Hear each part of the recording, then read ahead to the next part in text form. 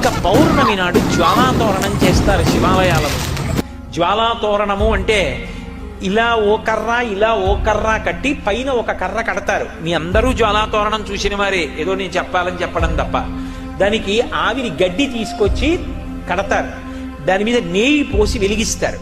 వెలిగించి ఆ మంట అంటుకోవడం ప్రారంభం అవగానే పల్లకీలో పార్వతీ పరమేశ్వరుల యొక్క ఉత్సవమూర్తులను ఉంచుకుని ఆ మంట కింద నుంచి 3 మార్లు వెళ్ళొచ్చేస్తారు.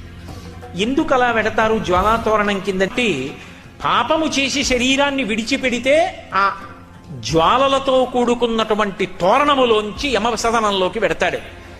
రే, ఇక పైన ఇలా పాపాలు చెయ్యకు, సద్బుద్ధితో ప్రవర్తించు, నువ్వు అక్కడ వెళ్ళవలసినటువంటి దారుణమైన పాపాలు నీకున్నాయి, వాటిని తీసేస్తాను, నీకోసం నేనొస్తాను సాయం. ఇక్కడ నా ఆలయం ముందే జ్వాలాతోరణం జరుగుతుంది. అక్కడ ఏ